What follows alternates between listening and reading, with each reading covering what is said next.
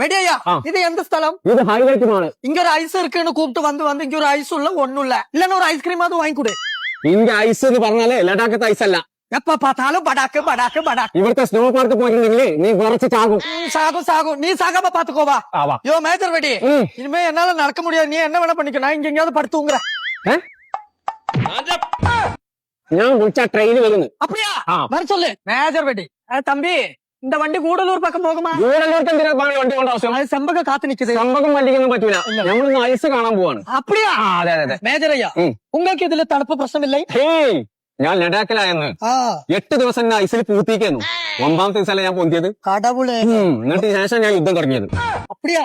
பயங்கரமான ஆளு. അതാണ്. சரியான குளிரையா. നിങ്ങൾക്ക് തണുപ്പില്ലയാ?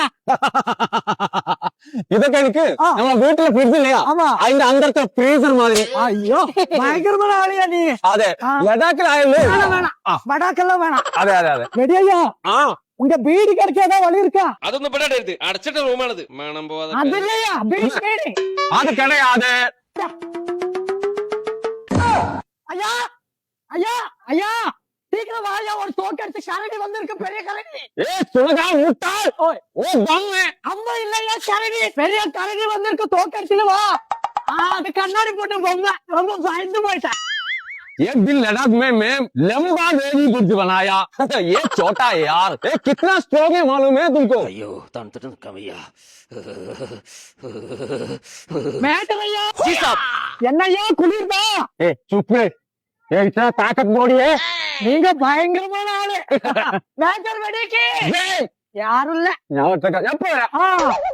ஐயா மேட்டரையா, வெடியா.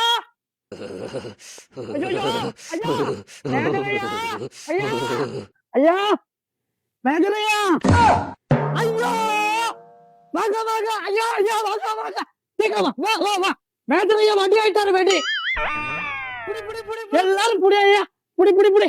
ஐயா காரமாயிட்டாரு. വെടി ആയിട്ടാണ്.